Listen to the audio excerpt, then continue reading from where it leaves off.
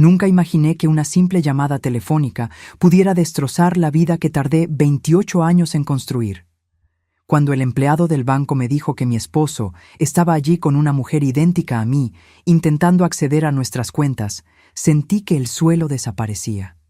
Pero lo peor estaba por venir. Descubrí que esta farsa había estado ocurriendo por mucho más tiempo del que podría imaginar, y que yo, sin saberlo, había facilitado todo. Pero antes de continuar, asegúrate de que ya estás suscrito al canal y escribe en los comentarios. ¿Desde dónde estás viendo este video? Nos encanta saber hasta dónde llegan nuestras historias. El teléfono sonó a las 10:43 de un jueves cualquiera. Yo estaba en la cocina, preparando un pastel de zanahoria para llevar a casa de mi hermana más tarde. Mis manos estaban sucias de masa cuando vi el número desconocido en la pantalla. Dudé, pero algo me hizo contestar. La voz del otro lado era masculina, joven, educada, pero cargaba una tensión que me puso alerta de inmediato. Se presentó como Mateo, funcionario del área de seguridad del banco. Mi corazón se aceleró. Las llamadas del banco nunca traen buenas noticias. Lo que dijo a continuación hizo que mi mundo se detuviera. Señora Valentina, ¿se encuentra usted en casa en este momento? La pregunta me pareció extraña. Respondí que sí, obviamente. Él suspiró antes de continuar. Es que... Bueno, su esposo está aquí en la sucursal ahora mismo intentando hacer un movimiento importante, y está acompañado de una mujer. Sentí que se me secaba la garganta. ¿Una mujer? Sí, una mujer que se presenta como si fuera usted. Tiene documentos a su nombre, conoce información personal suya y... Hizo una pausa incómoda. Es extremadamente parecida a usted, pero algunos detalles no cuadran. Mi primera reacción fue reír. Una risa nerviosa, casi histérica. Eso es imposible. Mi esposo está de viaje de trabajo. Salió ayer por la mañana. El silencio que siguió duró demasiado. Sentí que me temblaban las piernas. Me apoyé en el fregadero para no caer. Señora, la voz del joven se volvió más baja, casi un susurro. Fue exactamente por eso que decidí llamarla. Algo aquí no está bien. La firma de ella es muy parecida a la suya, pero tiene variaciones. Y cuando preguntamos sobre el apellido de soltera de su madre, ella titubeó. Mi cerebro se negaba a procesar aquello. Intenté encontrar una explicación lógica. Tal vez fuera un error. Tal vez mi esposo había regresado antes y no me avisó. Tal vez era una prima lejana que yo desconocía. Cualquier cosa menos la verdad que comenzaba a formarse en mi mente como una mancha oscura y pegajosa. ¿Puede usted venir hasta aquí?, preguntó el empleado. Necesitamos confirmar su identidad personalmente. Y, bueno, usted necesita ver esto. Colgué sin poder responder bien. Me quedé parada en la cocina, mirando mis manos aún sucias de masa, y todo me pareció irreal. El pastel a medio hacer en el tazón. El delantal atado a la cintura. La crueldad de la normalidad de un día que había comenzado como cualquier otro. Tomé mi celular con dedos temblorosos y llamé a mi esposo. Se fue directo al buzón de voz. Intenté de nuevo. El mismo resultado. Le mandé un mensaje. Llámame urgente. Nada. Me lavé rápidamente, me cambié de ropa sin siquiera pensar en lo que me estaba poniendo. Agarré mi bolsa, mis llaves, mis documentos. Mi INE, mi licencia de conducir. Todo lo que probara que yo era yo. Parecía una locura tener que probar mi propia existencia. En el elevador me vi en el espejo. Cabello recogido en una cola de caballo simple, cara sin maquillaje, ojeras de quien no había dormido bien las últimas noches. A mis 54 años, yo era una mujer común. No había nada especial en mí que justificara que alguien quisiera copiarme. ¿O sí? El camino hasta el banco fue borroso. No recuerdo si tomé un taxi o me fui caminando. Solo recuerdo el hueco en el estómago, las manos sudadas, el corazón latiendo desbocado. Recuerdo pensar en todas las veces que firmé documentos sin leer bien, confiando ciegamente. En todas las contraseñas que anoté en papelitos y guardé en cajones. en toda la información que compartí despreocupadamente. Cuando llegué a la sucursal, el guardia de seguridad me reconoció. Yo iba al menos una vez al mes. «Buenas tardes, doña Valentina», saludó él. Aquello me dio un alivio momentáneo. Al menos alguien sabía quién era yo. Mateo me esperaba en la entrada. Era más joven de lo que imaginaba. Debía tener unos 25 años. Me llevó rápidamente a una oficina en la parte trasera, lejos de las miradas curiosas de otros clientes. «Gracias por venir tan rápido», dijo cerrando la puerta.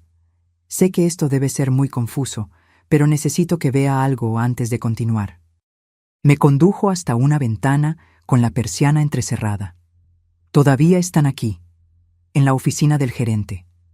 Mi corazón casi se detuvo cuando miré a través de la rendija. Allí estaba mi esposo, Alejandro, usando la camisa azul que yo misma le había planchado hacía 2 días, sentado cómodamente, riendo de algo que el gerente había dicho, y a su lado, yo, o mejor dicho, una versión de mí. Mi visión se nubló por un segundo. Tuve que sostenerme de la pared para no desmayarme. La mujer tenía mi corte de cabello, el mismo tono castaño que yo mantenía desde hacía años. Usaba una blusa beige muy parecida a una que yo tenía. Hasta la postura era similar, las piernas cruzadas de la misma manera que yo siempre las cruzaba. «No es posible», susurré. «Ella alega ser usted», explicó Mateo en voz baja a mi lado. «Tiene una credencial de elector con su nombre, su CURP. Conoce el nombre de sus hijos, sabe dónde trabajó usted». Pero cuando hicimos preguntas más específicas, tropezó.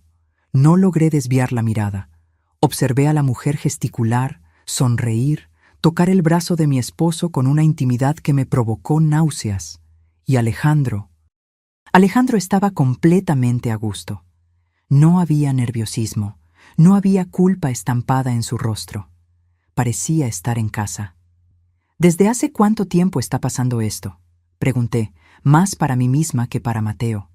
«No sabemos, pero según nuestros registros, esta no es la primera vez que ella viene aquí con él». Aquellas palabras me golpearon como un puñetazo en el estómago. No era la primera vez. Esto no era un intento de fraude improvisado. Era algo planeado, calculado, repetido.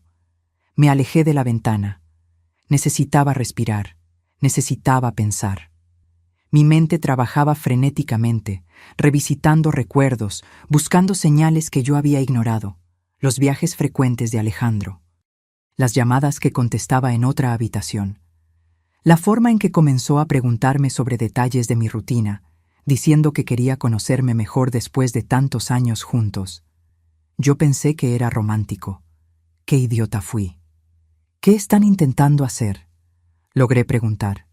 Mateo dudó. «Transferir una cantidad significativa a una cuenta conjunta recién abierta. Una cuenta en la que tanto su nombre como el de él aparecen como titulares. Pero yo nunca abrí ninguna cuenta». «Exactamente. Fue por eso que activamos el protocolo de seguridad». Sentí una rabia comenzar a hervir dentro de mí, sustituyendo el shock inicial. Alguien había robado mi identidad. Alguien estaba viviendo como si fuera yo.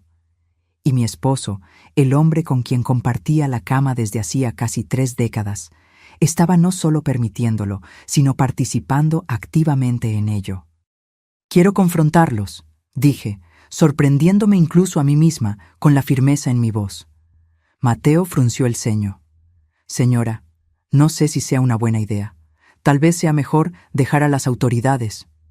«No». Mi voz salió más alta de lo que pretendía. «Esa mujer está usando mi nombre. Mi esposo está...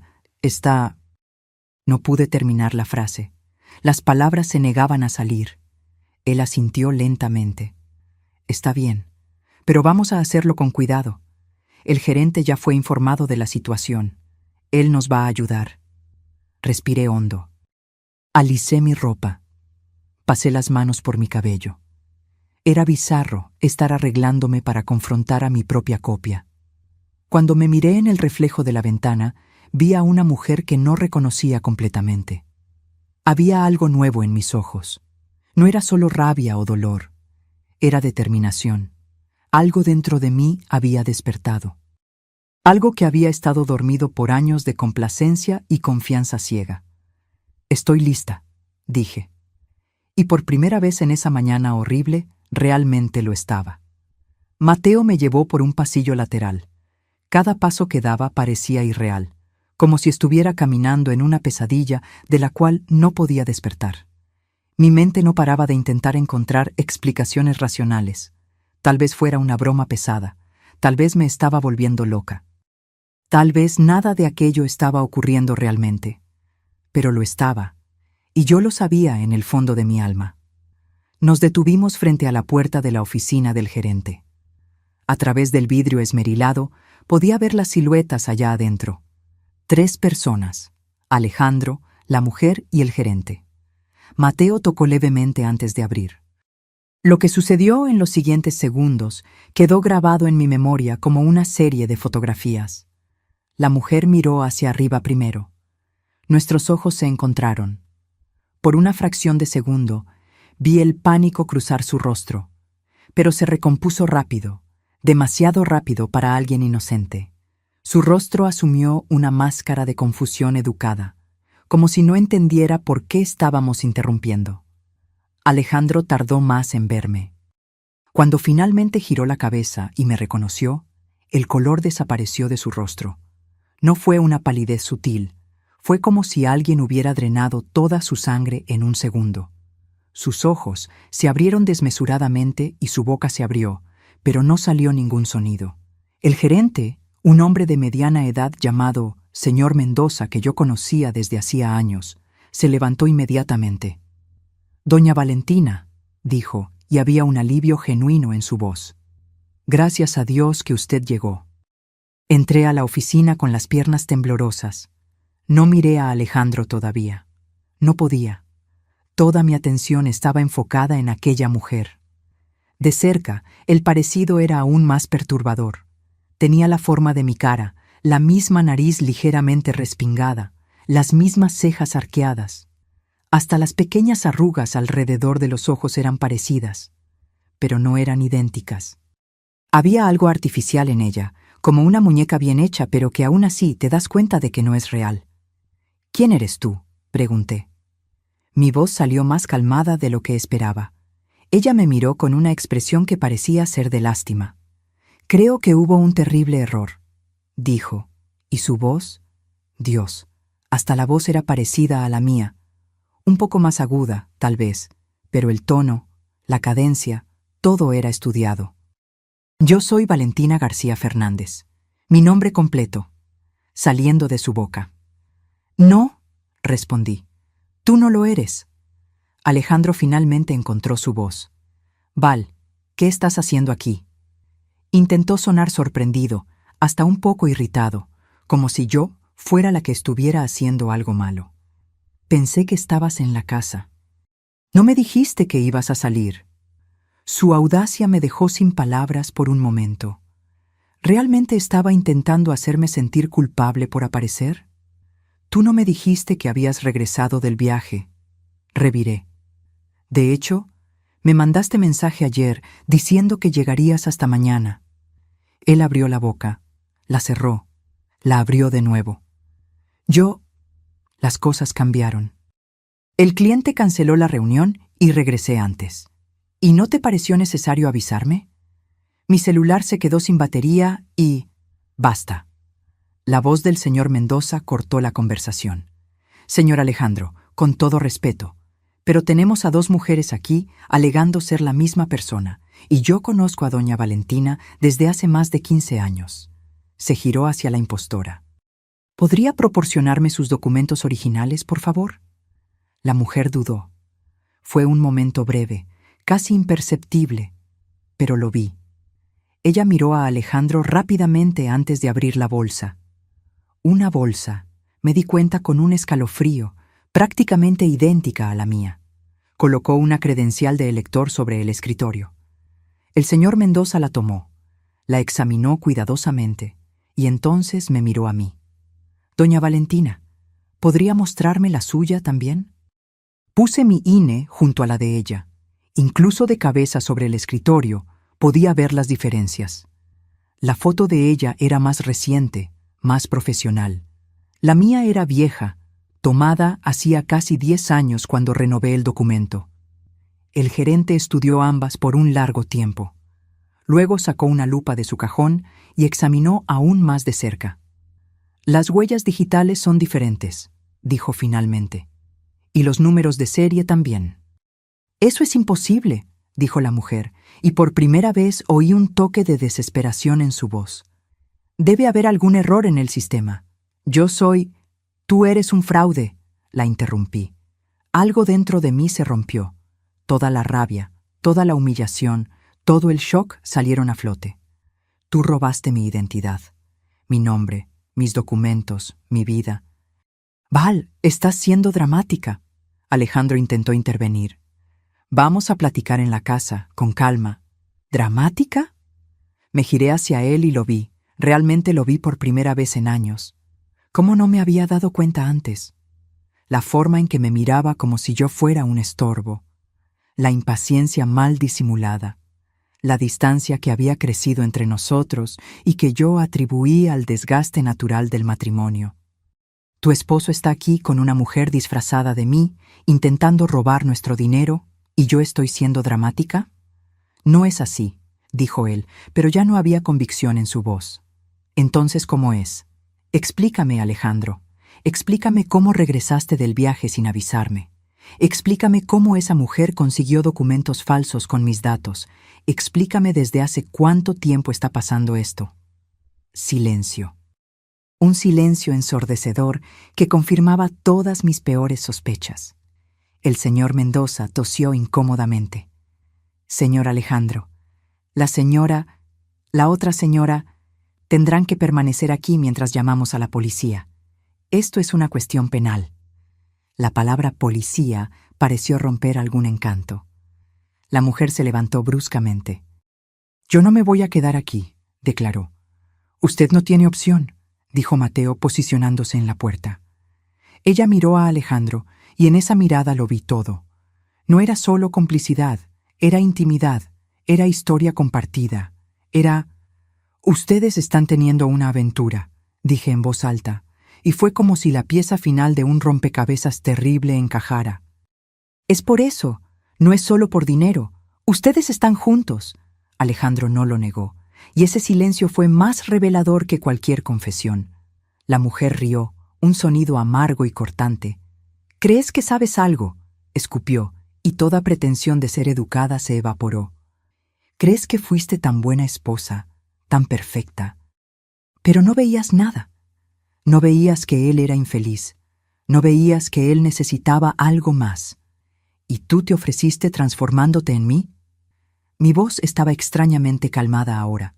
El shock inicial había pasado, dejando una claridad fría. ¿Qué tipo de mujer hace eso? Una mujer lista, respondió ella. Una mujer que vio una oportunidad y la tomó. Una criminal, corregí yo. El señor Mendoza ya estaba al teléfono, llamando a seguridad y probablemente a la policía. Alejandro seguía sentado, con la cabeza entre las manos, como si él fuera la víctima en esa situación.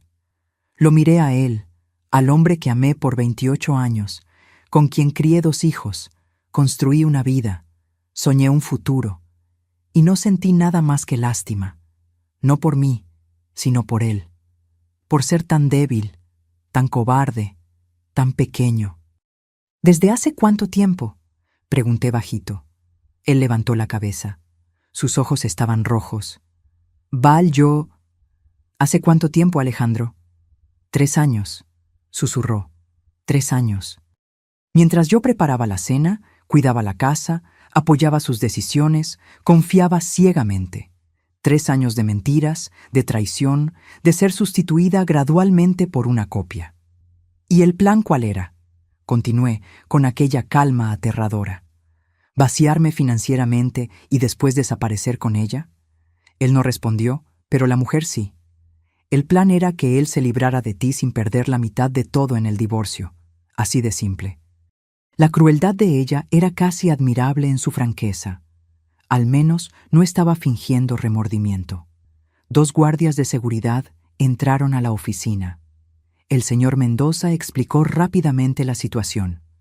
Uno de ellos se posicionó cerca de la mujer, que finalmente pareció entender la gravedad de lo que había hecho. «Tengo derechos», dijo ella, con la voz ahora aguda. «Exijo un abogado». «Lo tendrá», respondió el guardia tranquilamente. En el Ministerio Público. Mientras la conducían hacia afuera, pasó junto a mí. Nuestros ojos se encontraron por un último segundo. Busqué rabia en su mirada, o remordimiento, o miedo, pero solo encontré cálculo. Incluso en ese momento, incluso atrapada, ella todavía estaba evaluando, planeando, buscando una salida. Fue cuando entendí que eso no había sido solo una decisión impulsiva. Había sido una elección consciente, repetida, refinada a lo largo de 3 años. Ella no me copió por accidente. Ella estudió, practicó, se transformó metódicamente, y Alejandro había ayudado. ¿La señora va a querer presentar una denuncia?, preguntó Mateo suavemente. Miré a Alejandro, que ahora estaba de pie, recargado en la pared, pareciendo 10 años más viejo. Parte de mí quería gritar, llorar, romper cosas, pero otra parte, una parte más fuerte que yo no sabía que existía, solo quería distancia. «Sí», respondí. «Voy a denunciar, contra ella y contra él». «Val, por favor». Alejandro dio un paso en mi dirección, pero yo retrocedí. «No te acerques a mí, nunca más». Y salí de esa oficina con la cabeza en alto, dejando atrás los escombros de un matrimonio que me daría cuenta más tarde ya estaba muerto desde hacía mucho tiempo. Yo solo había sido la última en enterarme. El Ministerio Público fue un borrón de preguntas, formularios y miradas compasivas que yo no quería. Me senté en una silla dura de plástico y conté mi historia a 3 personas diferentes. Cada vez que repetía, parecía más surrealista. Mi esposo, 3 años. Una mujer que se transformó en mí. El fiscal, un hombre de unos 50 años con ojeras profundas, me miró con una mezcla de lástima y cansancio profesional. «Desafortunadamente, este tipo de fraude se está volviendo cada vez más común», dijo, como si eso me fuera a consolar. «Pero usted hizo lo correcto al venir inmediatamente». No me sentí haciendo lo correcto, me sentí idiota, me sentí ciega, me sentí como alguien que había sido engañada de forma tan obvia que todo el mundo debió haberse dado cuenta menos yo. Me explicaron que el proceso sería largo. Investigación, peritaje de los documentos falsos, análisis de las transacciones bancarias, posible juicio. Meses, tal vez años. Mi vida entera sería revisada, expuesta, disecada por extraños. Firmé documentos, di mi declaración formal, proporcioné todo lo que me pidieron. Cuando finalmente salí de ahí, ya era de noche. El cielo estaba oscuro y una llovizna fina comenzaba a caer. Me quedé parada en la banqueta, mirando a la nada, sin saber a dónde ir. No podía volver a casa. No todavía. La idea de entrar a esa casa, llena de recuerdos y mentiras, me hacía sentir físicamente mal. Saqué mi celular. 17 llamadas perdidas. 12 de Alejandro, 3 de mi hijo Santiago, 2 de mi hermana Gabriela. Llamé a Gabriela. Contestó al primer tono. «Valentina». «¿Dónde estás?» Santiago me llamó diciendo que Alejandro está desesperado intentando hablar contigo. «¿Qué pasó? ¿Puedo ir a tu casa?» Hubo una pausa. «Claro. ¿Estás bien?» «No». «Voy por ti. ¿Dónde estás?» Le di la dirección del Ministerio Público. No hizo más preguntas, solo dijo que estaría ahí en 20 minutos. Y lo estuvo. Gabriela siempre fue así, 7 años mayor que yo, siempre fue más madre que hermana. Subí a su coche e inmediatamente me derrumbé. No lloré, lo que era extraño. Solo me quedé ahí, temblando, mientras ella conducía en silencio. Solo cuando llegamos a su departamento y ella me sirvió una taza de té muy caliente, fue que finalmente conté todo. Ella me escuchó sin interrumpir. Cuando terminé, se quedó en silencio por un largo tiempo, sosteniendo mi mano. Sabía que había algo mal con él, dijo finalmente. No esto, nunca imaginaría esto, pero él cambió en los últimos años. Se volvió distante, siempre impaciente contigo. ¿Por qué nunca me dijiste? Lo intenté, sutilmente, pero tú siempre lo defendías, y pensé, bueno, todos los matrimonios pasan por etapas difíciles. No quería ser la hermana metiche. Yo sabía que ella tenía razón. ¿Cuántas veces Gabriela había comentado algo y yo lo había descartado? ¿Cuántas veces había sugerido que Alejandro y yo platicáramos más, tomáramos terapia de pareja, pasáramos más tiempo juntos? Y yo siempre respondía que todo estaba bien, que era solo una etapa, que Alejandro estaba estresado con el trabajo. Ahora todo tenía sentido. Los viajes de negocios constantes, las reuniones que duraban hasta tarde. Los fines de semana que él necesitaba trabajar. Él no estaba construyendo una carrera. Él estaba construyendo una vida paralela. Te vas a quedar aquí el tiempo que necesites, dijo Gabriela firmemente. El cuarto de visitas es tuyo. Dormí mal esa noche. Cuando finalmente dormité, tuve pesadillas donde me miraba al espejo y veía el rostro de la otra mujer mirándome fijamente. Desperté sudando, con el corazón disparado, y me tomó algunos segundos recordar dónde estaba. Por la mañana, Gabriela ya estaba despierta, preparando café. Necesitas ir a la casa por tus cosas, dijo, pero no necesitas ir sola. Yo voy contigo. La idea de ver a Alejandro me llenaba de pavor y rabia en igual medida, pero ella tenía razón. Necesitaba mi ropa, documentos, pertenencias personales. No podía dejar todo atrás solo porque tenía miedo de la confrontación. Llegamos allá a las 10 de la mañana. El coche de Alejandro estaba en la cochera. Respiré hondo antes de abrir la puerta. Él estaba sentado en la sala, todavía en pijama, pareciendo no haber dormido. Cuando me vio, se levantó de inmediato. Val, gracias a Dios. Necesitamos platicar. No tenemos nada de qué platicar. Vine por mis cosas. Por favor, déjame explicarte. ¿Explicar qué? ¿Cómo me traicionaste por 3 años? ¿Cómo planeaste robarme? ¿Cómo conseguiste una sustituta que se parece a mí? Gabriela entró detrás de mí, posicionándose como una guardia protectora. Alejandro la miró con irritación. Esto es entre mi esposa y yo. Tu esposa está aquí exactamente porque demostraste que no se puede confiar en ti a solas con ella, replicó Gabriela fríamente. Yo ya estaba subiendo las escaleras, no queriendo oír nada más. En la recámara me detuve en la puerta. Todo estaba como siempre. La cama bien hecha, las cortinas que yo misma había cosido, las fotos de familia en la cómoda. Una farsa perfecta. Empecé a aventar ropa en una maleta. No me importó doblar u organizar. Solo quería salir de allí lo más rápido posible. Agarré documentos importantes, joyas que eran mías desde antes del matrimonio, fotos de mis hijos. Alejandro apareció en la puerta de la recámara. Por favor, Val, escúchame. Continué agarrando mis cosas sin mirarlo. Yo no quería que fuera así. Todavía te amo. Solo dudó. Las cosas se complicaron. Aquello me hizo detenerme. Me giré hacia él lentamente. ¿Complicaron? ¿Tú llamas traicionar a tu esposa de 3 años y planear robarle complicado? No iba a ser un robo. Era una solución, para los dos. ¿Una solución que implicaba que yo no supiera nada? Él se pasó la mano por el cabello, un gesto nervioso que yo conocía bien. La conocí en un momento difícil. Tú siempre estabas ocupada con los niños, con la casa. Me sentía invisible. Me tomó un segundo procesar lo que había dicho. ¿Me estás culpando? ¿Estás diciendo que la culpa fue mía por cuidar de nuestra familia? No es eso, pero tienes que admitir que nos distanciamos. ¿Y de quién fue la culpa de eso, Alejandro? ¿Quién empezó a trabajar hasta tarde? ¿Quién empezó a viajar todo el fin de semana? ¿Quién dejó de tocarme, de mirarme, de platicar conmigo? Ella me entendía.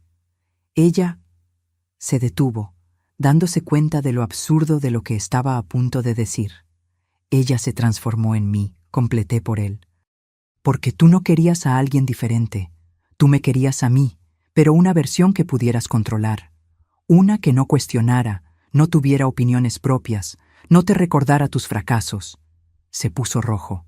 No es verdad. Entonces, ¿por qué se parecía tanto a mí? ¿Por qué el cabello igual, la ropa parecida, hasta la forma de hablar? Si querías a otra persona, ¿por qué escoger una copia mal hecha? Él no tenía respuesta. Y en ese silencio entendí algo fundamental. Alejandro no había tenido una aventura común.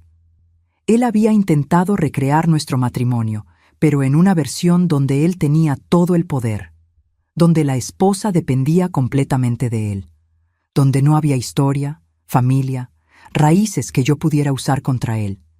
Era más enfermo de lo que imaginaba. Cerré la maleta. Me voy a quedar en casa de Gabriela. Mi abogado se pondrá en contacto contigo sobre el divorcio. ¿Divorcio? Val, no tiene que ser así. ¿Podemos qué?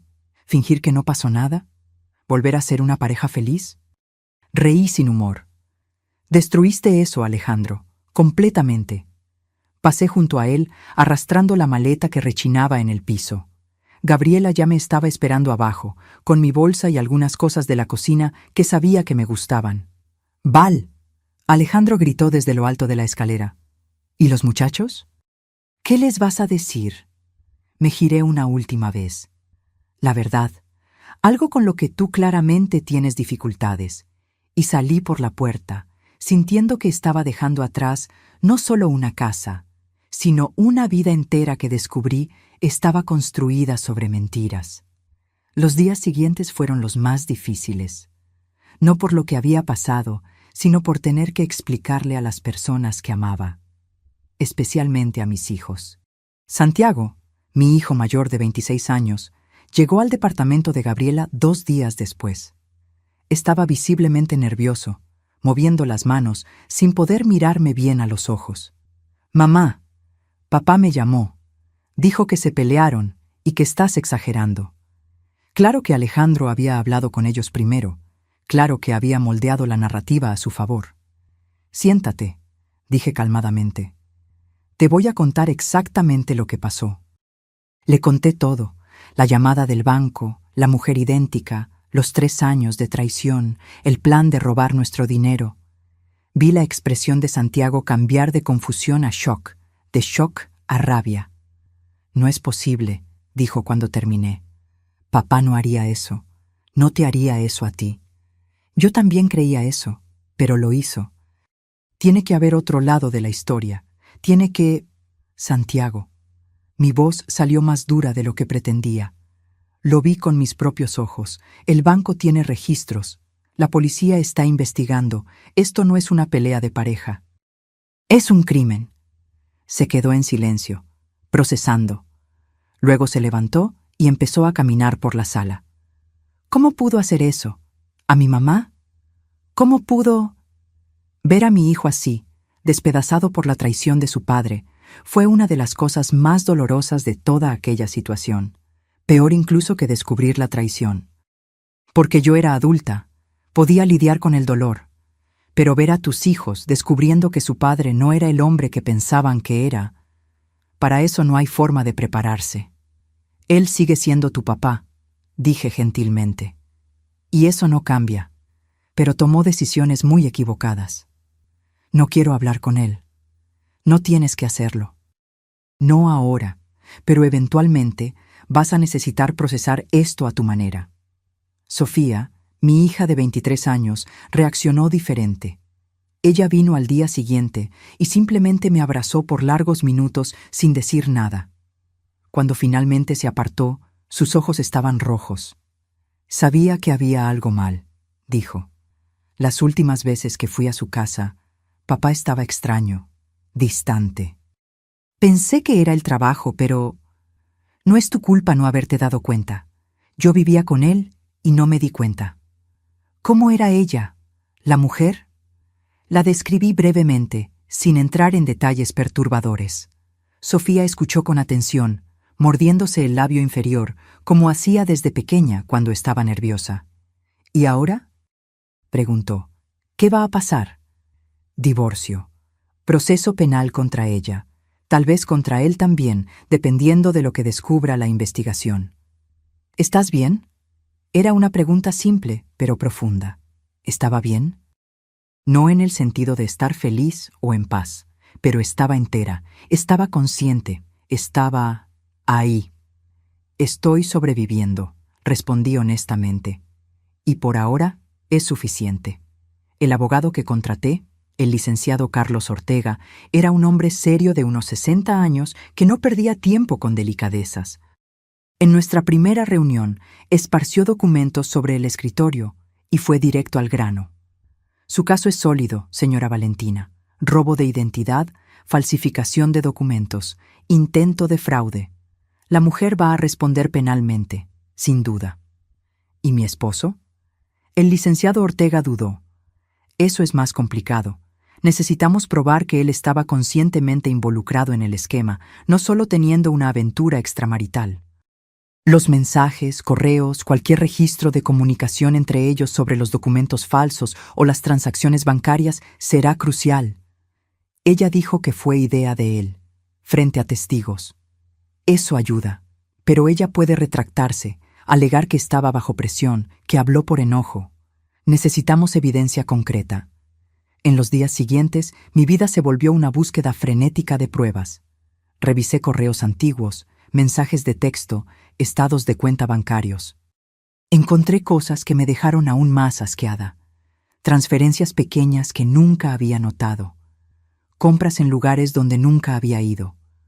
Un patrón lento y gradual de robo que había estado ocurriendo justo debajo de mis narices. Pero también encontré algo más. En la computadora que Alejandro usaba en casa, en una carpeta escondida dentro de otra carpeta, archivos. Fotos de la mujer transformándose progresivamente. Al principio era rubia, con cabello corto. Después castaña. Después con el corte igual al mío. Ropa cambiando, postura cambiando, hasta expresiones faciales siendo copiadas. Había también documentos, borradores de una nueva identidad, prácticas de firma, anotaciones sobre mí, sobre mi vida, mi familia, mis hábitos. Era como leer el diario de un acosador. Excepto que el acosador era mi propia sustituta, siendo entrenada por mi esposo. Copié todo y se lo llevé al licenciado Ortega. Cuando lo vio, sus ojos se abrieron como platos. Esto es perturbador, pero es exactamente lo que necesitamos.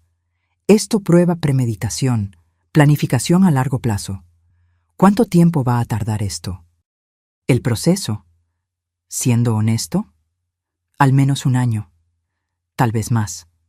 El sistema es lento, 1 año. 52 semanas viviendo en el limbo, esperando justicia, lidiando con la vergüenza pública, reconstruyendo una vida de los escombros. Pero no tenía opción. Necesitaba ir hasta el final. 2 semanas después del descubrimiento, Alejandro finalmente logró hablar conmigo.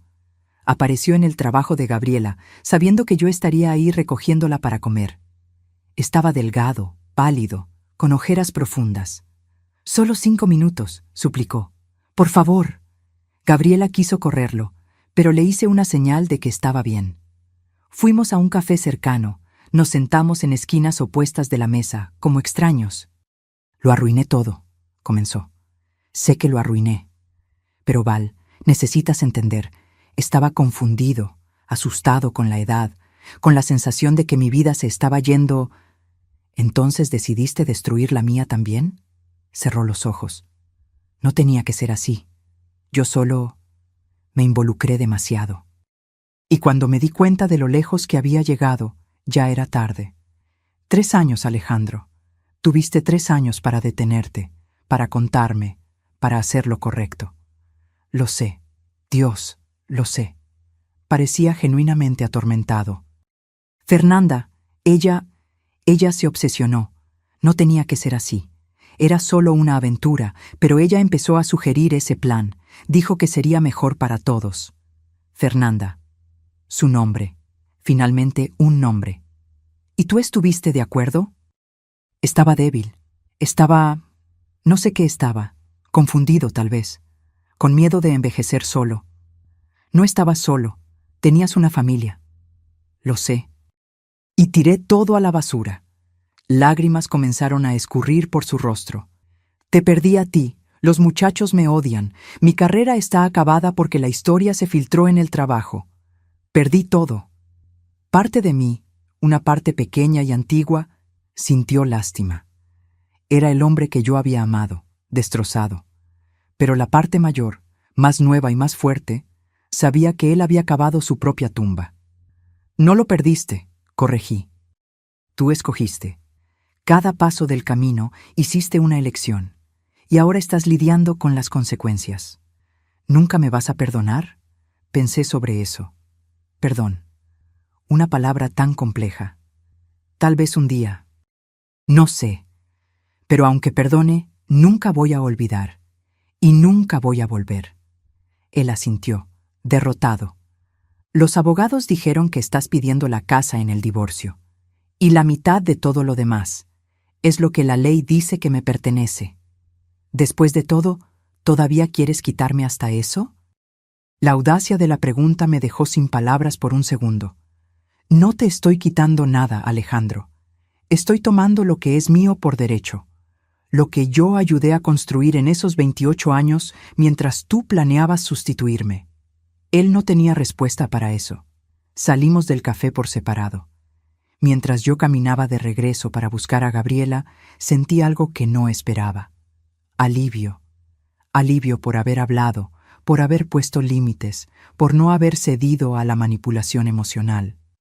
A los 54 años, finalmente estaba aprendiendo a defenderme, y aunque el camino por delante fuera incierto y aterrador, sabía que lograría recorrerlo, porque la mujer que descubrió la traición ya no era la misma que había pasado años en silencio. Ella había encontrado su voz, y no se iba a callar nunca más. La noticia se esparció más rápido de lo que imaginé posible. En una ciudad relativamente pequeña como la nuestra, los escándalos viajan a la velocidad de la luz. En menos de una semana, todo el mundo sabía. La señora de la panadería me miraba con lástima. La vecina de Gabriela susurraba cuando me veía. Hasta desconocidos en la calle parecían reconocerme y desviar la mirada. Lo peor eran las redes sociales. Alguien había publicado algo vago sobre el caso y los comentarios eran crueles. Algunos culpándome por no haber cuidado mejor al marido.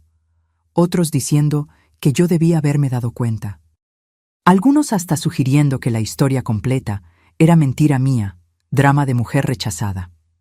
Dejé de leer después de ver un comentario diciendo que yo probablemente merecía ser cambiada por una versión mejorada.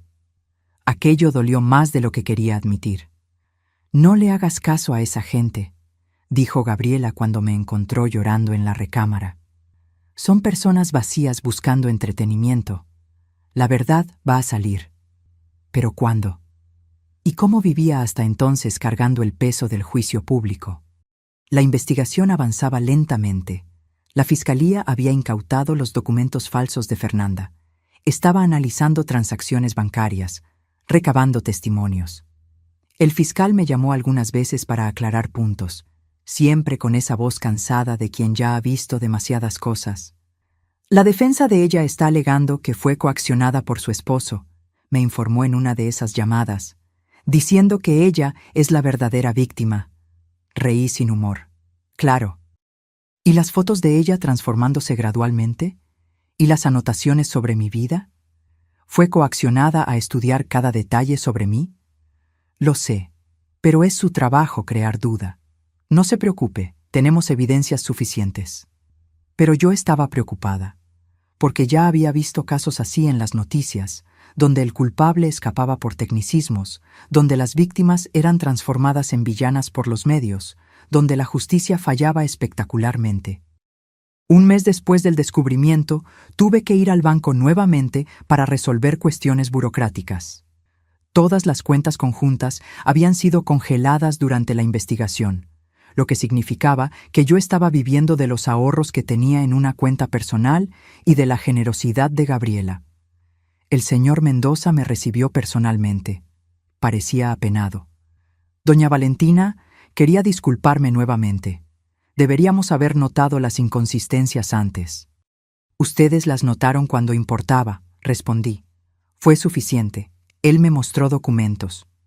Logramos rastrear varias transacciones sospechosas de los últimos 2 años, siempre cantidades pequeñas, espaciadas, para no llamar la atención. Muy bien planeado, desafortunadamente. ¿Cuánto? ¿Cuánto me robaron a lo largo de 2 años? Aproximadamente 350,000 pesos. Sentí como si hubiera recibido un golpe. 350,000 pesos, dinero que yo había trabajado para ganar, ahorrado cuidadosamente, planeado usar en el retiro, desaparecido en pequeños mordiscos que nunca noté. Pero vamos a recuperar, garantizó el señor Mendoza. El banco está cooperando totalmente con la investigación, y tenemos seguro para este tipo de fraudes. Firmé más papeles, respondí más preguntas. Cuando salí de ahí, me sentí exhausta. No era solo el dinero, era la violación constante. Cada nuevo descubrimiento era una capa más de traición siendo revelada. Mi terapeuta, la doctora Patricia, a quien comencé a ver 2 semanas después del descubrimiento, me ayudó a procesar. «Estás en duelo», explicó en una sesión. No por la persona que él era, sino por la persona que tú pensabas que él era. Y el duelo toma tiempo. ¿Cuánto tiempo? El necesario. No hay plazo. Y no es lineal. Vas a tener días buenos y días malos. Ella tenía razón. Algunos días despertaba sintiéndome fuerte, lista para enfrentar al mundo. Otros días apenas lograba salir de la cama, aplastada por el peso de lo que había perdido. No solo al esposo, sino la vida entera que había construido. La casa, los recuerdos, la sensación de seguridad. Comencé a asistir a un grupo de apoyo para víctimas de fraude financiero. Era en el sótano de una iglesia, los jueves por la noche, con café malo y galletas rancias. Pero las historias que escuché ahí me hicieron sentir menos sola. Una mujer había sido engañada por su propio hijo, otra por su mejor amigo. Un señor mayor había perdido todo por un estafador que fingía ser su sobrino. Cada historia era única, pero el dolor era universal. La sensación de haber sido idiota, de no haber visto, de confiar demasiado. La confianza no es debilidad. La líder del grupo, doña Lupita, siempre decía. Es humana. Los criminales son los que explotan eso. La culpa nunca es de la víctima. Intelectualmente, yo sabía eso. Emocionalmente, todavía luchaba para creerlo.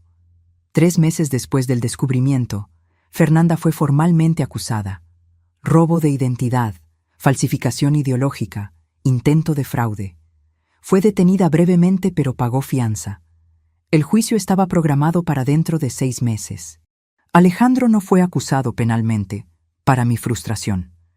El fiscal dijo que no había evidencias suficientes de que él supiera de los documentos falsos, solo de la aventura extramarital. Ser un marido terrible no es un crimen, dijo el fiscal con un suspiro. Pero el divorcio estaba avanzando, y ahí yo tenía más poder. El licenciado Ortega estaba siendo implacable. Infidelidad comprobada, intento de fraude financiero, coacción emocional. Él no tiene de dónde agarrarse. Vas a salir de esto muy bien. Yo no quería salir bien. Quería justicia. Quería que él pagara. Honestamente, no sabía más qué quería. Una tarde, estando revisando cajas viejas en la bodega de Gabriela, encontré álbumes de fotos de mi boda. Abrí uno con cuidado, como si pudiera quemarme. Ahí estaba yo, con 26 años, usando un vestido blanco sencillo pero bonito. Ojos brillando, sonrisa enorme, sosteniendo el brazo de Alejandro como si él fuera la cosa más preciosa del mundo. Y él me miraba con... ¿amor? ¿O era lo que yo quería ver? Hojeé las páginas. Nuestra luna de miel. El nacimiento de Santiago. La compra de la primera casa. Cumpleaños, navidades, momentos comunes transformados en especiales por la cámara. Una vida entera capturada en papel fotográfico. ¿Aquella mujer en las fotos era real? ¿O era ya una versión editada, una que ignoraba señales, que aceptaba migajas, que se contentaba con menos de lo que merecía? Cerré el álbum con cuidado. Aquella Valentina había muerto, y estaba bien. Porque la nueva Valentina, la que estaba emergiendo de las cenizas de esa tragedia, era más fuerte, más consciente, menos dispuesta a aceptar mentiras. Mi cumpleaños número 55 llegó en medio del caos. Yo quería ignorar la fecha, fingir que era un día común, pero Gabriela no me dejó. Ella organizó una cena pequeña, solo familia cercana y algunos amigos íntimos. Santiago y Sofía vinieron.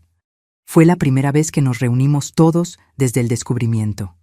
Estaba raro, incómodo, todos evitando hablar del elefante en la habitación. Pero entonces Sofía levantó la copa. Mamá, quería hacer un brindis, no por el cumpleaños, sino por ti, por tu valentía, por no aceptar ser tratada así, por mostrarnos que nunca es tarde para volver a empezar.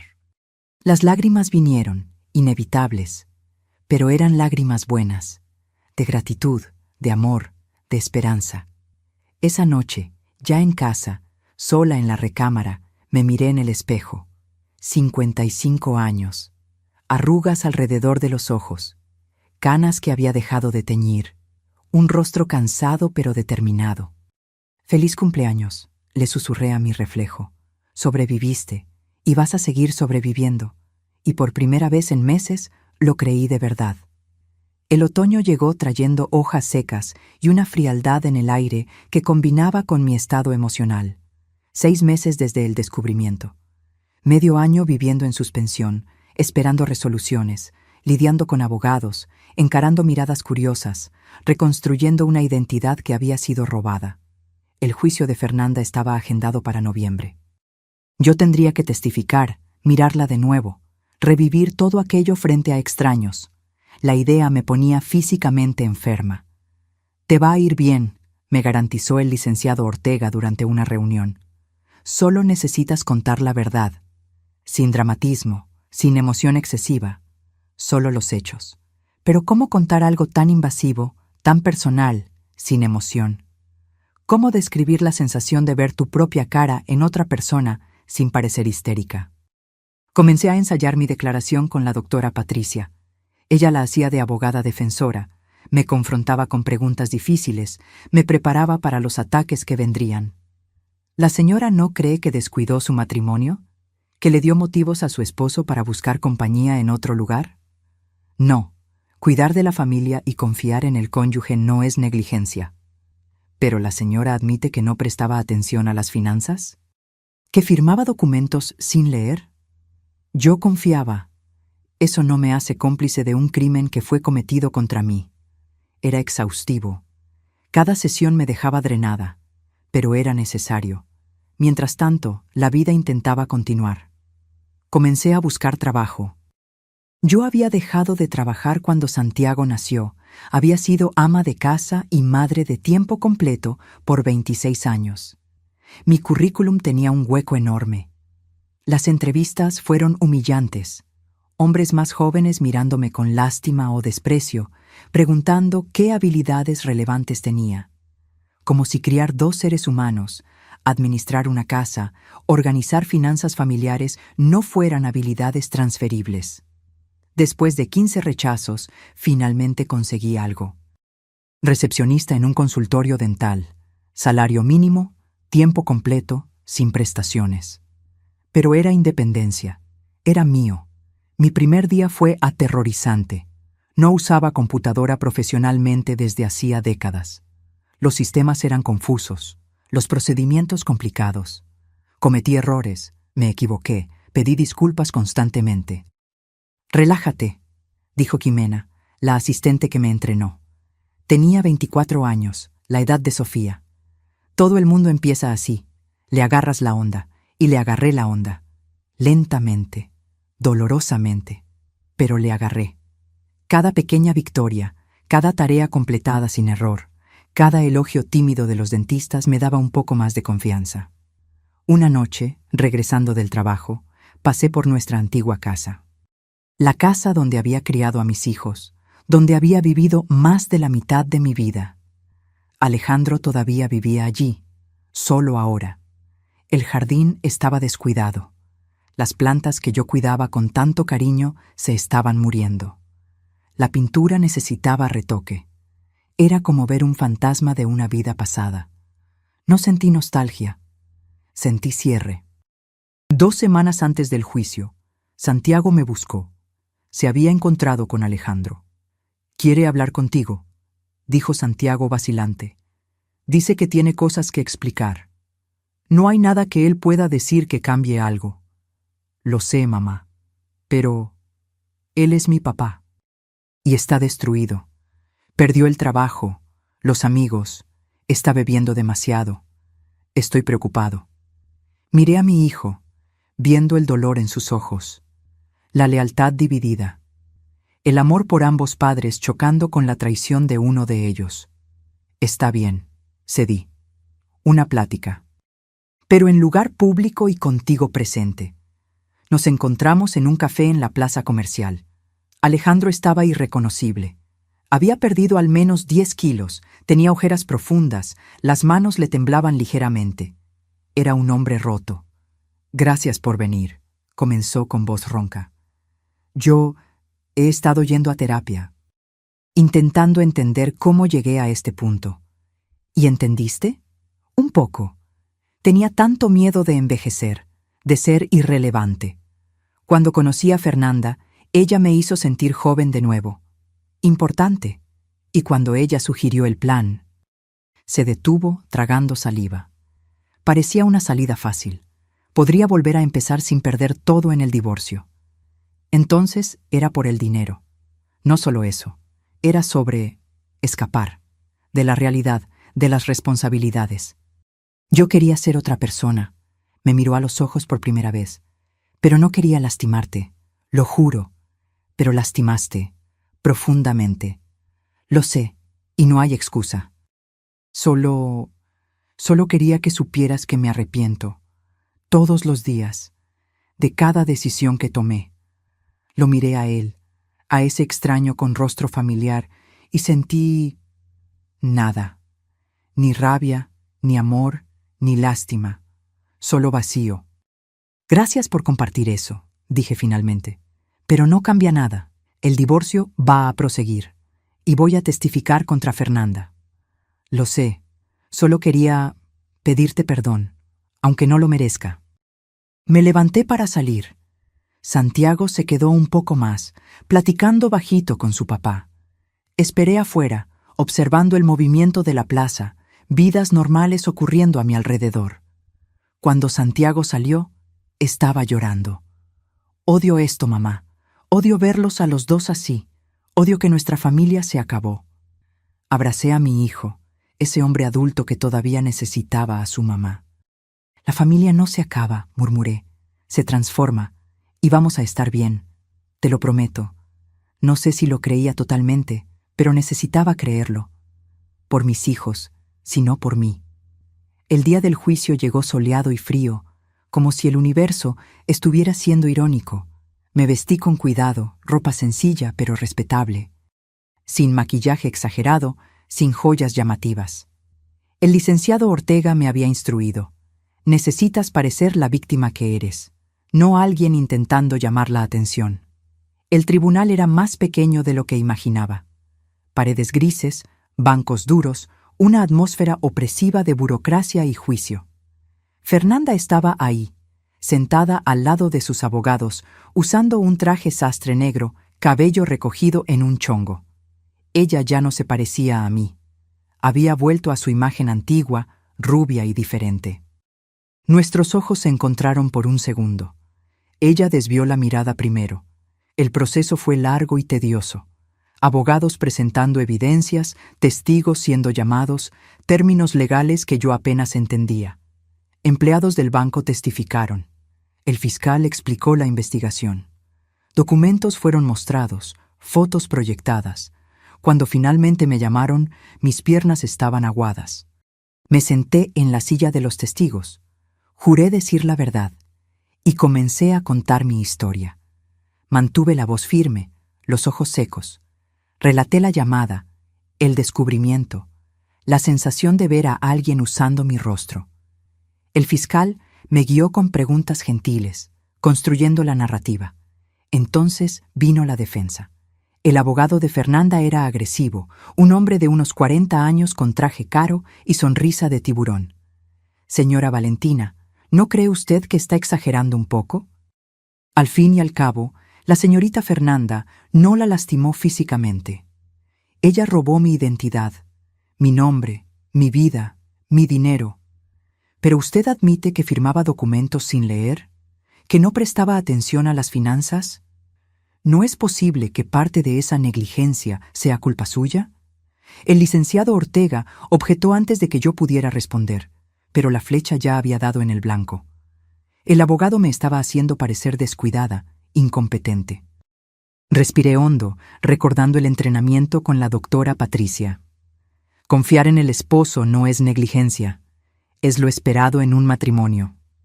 ¿Pero la señora no tenía responsabilidad sobre su propia vida? Tenía. Y por eso estoy aquí, buscando justicia. El interrogatorio continuó, cada pregunta intentando hacerme tropezar, contradecirme, hacerme parecer la culpable. Pero mantuve mi terreno, respondiendo con calma, sin dejar que él me desestabilizara. Cuando finalmente me liberaron, estaba exhausta. Gabriela me abrazó fuerte en el pasillo. «Estuviste increíble», susurró. No me sentí increíble. Me sentí exprimida, expuesta, juzgada. Pero había hecho mi parte.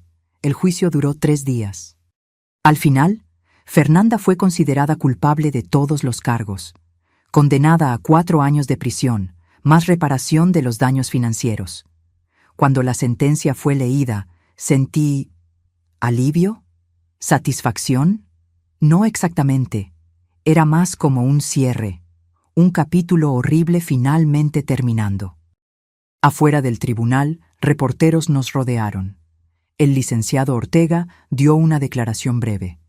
Yo solo quería ir a casa, pero antes, Fernanda pasó junto a mí, siendo escoltada. Se detuvo, me miró directamente a los ojos. «Tú ganaste», dijo, voz baja. «Pero él nunca te amó de verdad, solo que lo sepas». Aquellas palabras deberían haberme lastimado, pero no lastimaron, porque yo ya lo sabía, ya lo había aceptado y ya había seguido adelante. «Ya no importa», respondí. Y era verdad. La vida después del juicio fue extrañamente anticlimática. Yo esperaba sentir alguna transformación mágica, algún peso siendo levantado de mis hombros, pero lo que vino fue más simple y más difícil. La necesidad de seguir viviendo. El dinero fue restituido, menos los honorarios legales. El divorcio se finalizó 2 meses después del juicio. Me quedé con la mitad de todo, incluyendo la casa. Alejandro tuvo que comprar mi parte o vender. Él eligió vender. Ver aquella casa, donde crié a mis hijos, donde viví por 26 años, ser vendida a extraños, fue doloroso de una forma que no esperaba. Pero también fue liberador. Era el último lazo físico siendo cortado. Con mi parte del dinero, compré un departamento pequeño, 2 recámaras, un baño, una cocina americana. Nada lujoso, pero era mío, completamente mío. Cada elección de mueble, cada color de pared, cada detalle era decisión mía. El trabajo en el consultorio dental continuaba. No era glamuroso, pero era estable. Y había descubierto que me gustaba la rutina, la interacción con los pacientes, la sensación de ser útil. Poco a poco, fui tomando más responsabilidades, ayudando con la agenda, organizando el inventario, hasta ayudando en las redes sociales del consultorio. «Tienes talento para esto», me dijo el doctor Torres, el dueño, un día. «¿Ya pensaste en hacer algún curso? ¿Marketing digital, algo así?» La idea era absurda inicialmente. Yo, con 55 años, volviendo a estudiar, pero cuanto más lo pensaba, más sentido tenía. Me inscribí en un curso en línea, gratuito, básico. Pasé noches viendo clases, tomando notas, aprendiendo conceptos que eran completamente nuevos. Era difícil. Mi cerebro no absorbía información a la misma velocidad que décadas atrás. Necesitaba ver las clases 2, 3 veces. Pedir ayuda a Sofía, que trabajaba con tecnología, pero persistí. Y cuando finalmente completé el curso, recibiendo mi certificado digital, lloré. No de tristeza, sino de orgullo. Había hecho algo por mí. Había probado que todavía era capaz de crecer, aprender, evolucionar. Las sesiones con la doctora Patricia continuaron, espaciadas ahora. Una vez al mes, solo para revisión. Lo estás haciendo muy bien, observó en una sesión. Creciste mucho en este año. Un año. Había sido un año completo desde la llamada del banco. 365 días de dolor, descubrimiento, reconstrucción, transformación. No parece un año, comenté. Parece una vida entera. En cierto sentido, lo fue. Moriste y renaciste. Aquello resonó profundamente. La Valentina que existía un año atrás realmente había muerto. La mujer que firma sin leer, confía sin cuestionar, acepta sin responder. Ella ya no existía. En su lugar surgió alguien más dura, sí, más cínica, tal vez, pero también más fuerte, más consciente, más dueña de sí misma. Mis relaciones con Santiago y Sofía evolucionaron también. Ellos veían en mí no solo a la madre, sino a una persona, una mujer que había enfrentado la tragedia y sobrevivido. Su respeto era diferente ahora, más profundo. Santiago había retomado contacto limitado con Alejandro, comidas ocasionales, llamadas cortas. Él no me pedía permiso o explicaciones, y yo no ofrecía objeciones. Era su relación con su papá. Yo no tenía derecho a interferir. Sofía, por otro lado, había cortado completamente. No puedo mirarlo de la misma forma, me confesó en una visita. Cada vez que lo veo, recuerdo lo que te hizo. Es más fuerte que yo. No juzgué ni validé. Solo escuché. Porque aprendí que cada persona procesa el trauma a su propio tiempo, a su propia manera. En el aniversario de un año del descubrimiento, hice algo que me sorprendió hasta a mí misma. Volví al banco, pedí hablar con Mateo, el empleado que me había llamado. Él se sorprendió al verme. «Doña Valentina, ¿cómo está?» «Bien», respondí honestamente, y quería agradecerle. ¿Agradecer? Por haber llamado, por haber confiado en su instinto. Si usted no hubiera hecho eso, todavía me estarían robando, todavía estaría siendo sustituida sin saber. Se puso rojo. Solo hice mi trabajo. Hizo más que eso.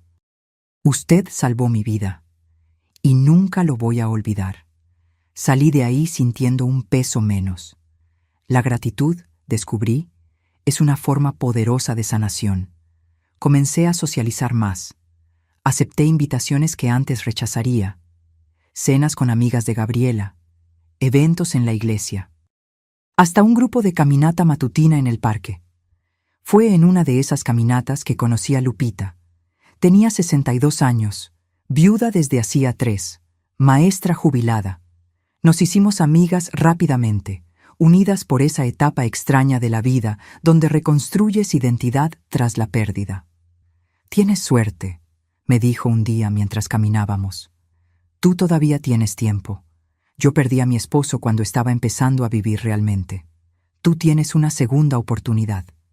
Su perspectiva me hizo pensar. Yo estaba viviendo como si mi vida hubiera acabado a los 54, cuando en verdad tal vez apenas estaba comenzando. 55 no era viejo, era el medio, era transición, era potencial. Comencé a hacer una lista de cosas que siempre quise pero nunca hice, aprender otro idioma. Viajar sola, pintar, escribir. Pequeñas cosas que parecían imposibles en la vida anterior, pero eran perfectamente viables ahora. Me inscribí en un curso de inglés, compré pinturas y lienzos. Reservé un viaje a Buenos Aires, sola, para marzo del año siguiente. Cada acción era una declaración. Estoy viva. Soy más de lo que me hicieron. Tengo futuro. Una noche, organizando papeles, encontré una carta que me había escrito a mí misma justo después del descubrimiento. La doctora Patricia había sugerido como ejercicio terapéutico. La abrí con cuidado, leyendo las palabras escritas por una mujer despedazada. No sé si voy a sobrevivir a esto, no sé si quiero. Todo lo que era fue destruido, todo lo que creía, mentira. ¿Cómo continuar cuando tu vida entera fue un engaño? Lágrimas vinieron a mis ojos, pero no de tristeza, de compasión por la mujer que fui. Ella no sabía, en ese momento oscuro, que iba a sobrevivir, que iba a prosperar incluso. Tomé un papel nuevo y escribí una respuesta. Sobreviviste. Más que eso, viviste. Aprendiste que la fuerza no es nunca romperse, sino reconstruirse después. Descubriste que la identidad no viene de estar al lado de alguien, sino de conocerse a sí misma. Y estás bien, realmente bien. Doblé ambas cartas y las guardé en una caja especial. Documentación de viaje. Prueba de transformación. En ese momento, mirando por la ventana de mi departamento, viendo la ciudad prepararse para la noche, sentí algo que no sentía hacía mucho tiempo. Paz. No era felicidad explosiva, no era euforia, era simplemente la ausencia de dolor constante. Era despertar sin nudo en el estómago, era dormir sin pesadillas, era existir sin estar constantemente a la defensiva, era libertad. Y me di cuenta de que eso, al final, era lo que parecía el perdón. No olvidar lo que pasó, no decir que todo estaba bien, no absolver a los culpables, sino soltar la rabia que me envenenaba, elegir seguir adelante no a pesar del dolor, sino a través de él. ¿Alejandro? Él seguía existiendo en algún lugar de la ciudad, lidiando con sus propias consecuencias. Yo no le deseaba el mal, pero tampoco le deseaba el bien. Él simplemente existía. Y estaba bien. Fernanda estaba en la prisión, cumpliendo su condena.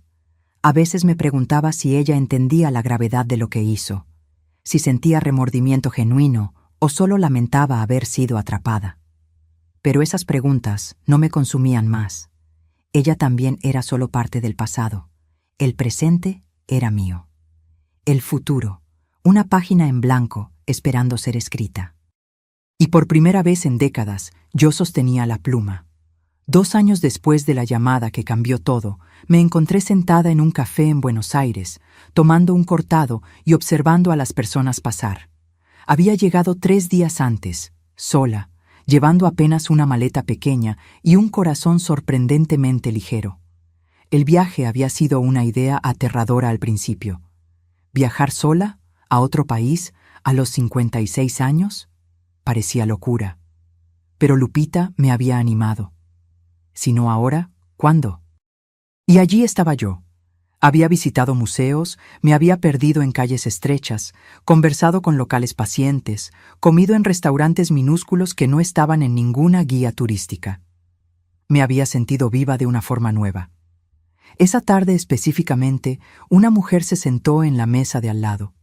Tenía unos 60 años, cabello gris corto, cara cansada pero gentil. Nuestros ojos se encontraron e intercambiamos sonrisas educadas. ¿De vacaciones?, preguntó ella, que resultó ser argentina. Sí, primera vez sola. Los viajes solas son los mejores. Descubrimos quiénes somos realmente. Platicamos por 1 hora. Ella, Graciela, estaba divorciada hacía 5 años. Me contó su historia, similar a la mía en algunos aspectos. Esposo que cambió, traición, reconstrucción dolorosa. Pero míranos ahora, dijo ella, levantando su taza en un brindis imaginario. Sobrevivimos. Y estamos aquí, viviendo, a pesar de todo. Brindamos con nuestros cafés, 2 extrañas unidas por historias de superación. Cuando volví a México, algo había cambiado nuevamente. No externamente, sino internamente.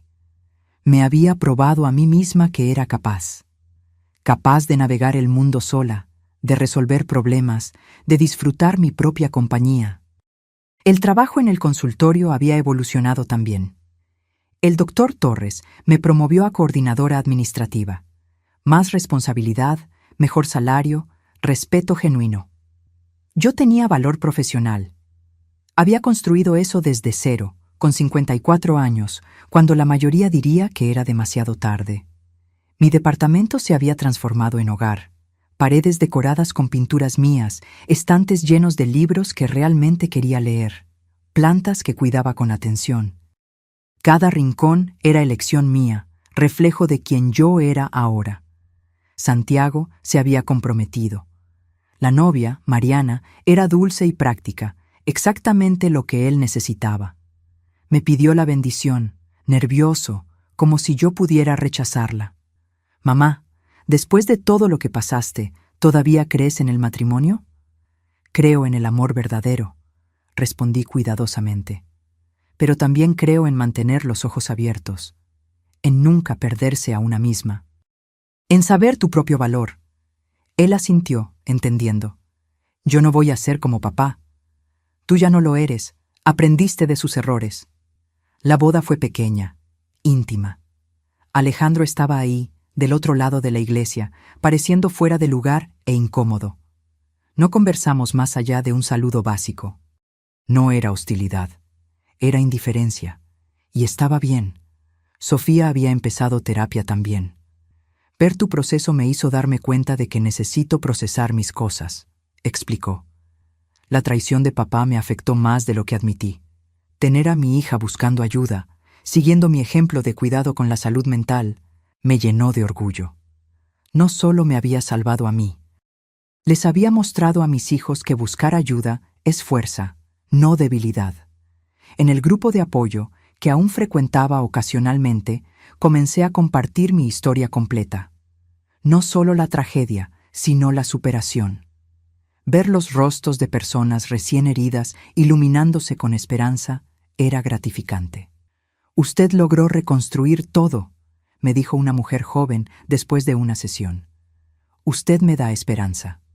Tú también lo vas a lograr», prometí. No de la misma forma, porque cada camino es único. Pero lo harás.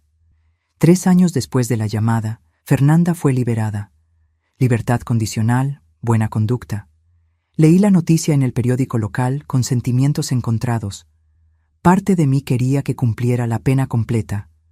Parte estaba demasiado cansada para que le importara. Ella no intentó contacto. Supe por Santiago que se había mudado a otro estado, cambiado de nombre nuevamente, comenzado de cero. Esperé sentir rabia, pero solo sentí nada. Ella era irrelevante para mi vida ahora. Alejandro también se había mudado. Ciudad más chica, trabajo menos prestigioso, vida más simple. Escuché que había dejado de beber, que estaba intentando reencontrarse. Deseé silenciosamente que lo lograra. No por él, sino porque el odio es cansado. Y yo estaba cansada de cargar peso que no era mío. Comencé a dar pláticas, pequeñas al principio, en iglesias, centros comunitarios. ¿Cómo reconstruir tras traición financiera? Nunca es tarde para volver a empezar. Títulos simples para mensajes simples. Eres más fuerte de lo que piensas. Tu valor no viene de otra persona. La supervivencia es posible. Las pláticas llevaron a un blog. El blog llevó a un libro pequeño, autopublicado. Copiada, pero nunca sustituida. Mi camino de reconstrucción. No fue bestseller, pero vendió razonablemente. Y los correos que recibí, de mujeres agradeciendo por dar voz a lo que ellas sentían, valieron más que cualquier ganancia. En uno de esos eventos, conocí a Javier. Tenía 62 años, viudo hacía 6, profesor de historia jubilado. Asistió a mi plática, se quedó después para platicar, pidió mi número. Me sentí aterrorizada. ¿Relación? Después de todo, parecía imposible confiar nuevamente, pero Lupita me animó. No todo hombre es tu exmarido, y mereces compañía si así lo eliges. Nuestra primera cita fue un café, simple. Platicamos sobre libros, viajes, vida. Él me contó sobre su esposa fallecida, sin suavizar el dolor. Yo conté mi historia, sin glamurizar la superación. «Eres notable», dijo al final. «Soy sobreviviente», corregí. Eso también. No fue amor a primera vista. Fue algo más lento, más maduro. Fueron comidas que se volvieron cenas. fueron caminatas en el parque. Fueron conversaciones profundas sobre miedos y esperanzas. Fue construir algo nuevo, con base en honestidad y respeto mutuo. Cuando me besó por primera vez, 6 meses después, sentí algo que no esperaba: posibilidad. La posibilidad de amar nuevamente, diferente, más sabio, más consciente. 4 años después de la llamada, organicé una cena en mi departamento. Santiago, Mariana, ahora embarazada, Sofía, Gabriela, Lupita, Javier. Mi familia, elegida y de sangre, reunida. Miré alrededor de la mesa, escuchando risas y pláticas superpuestas, y sentí una gratitud abrumadora. No por la traición, nunca estaría agradecida por eso, sino por la fuerza que encontré para sobrevivir a ella, por las personas que me apoyaron, por la mujer en la que me convertí.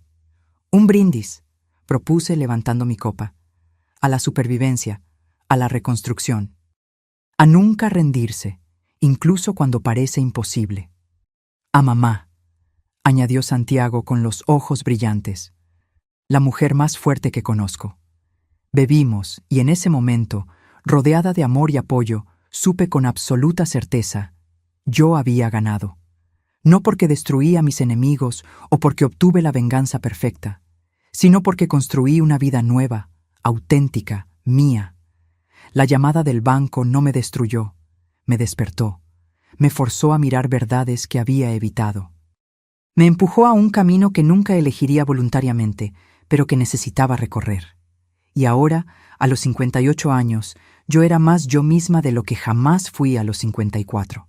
Más fuerte, más sabia, más completa. No a pesar del dolor, sino a través de él. Esa noche, antes de dormir, me miré al espejo. Vi arrugas más profundas, cabellos más blancos, un rostro marcado por la experiencia.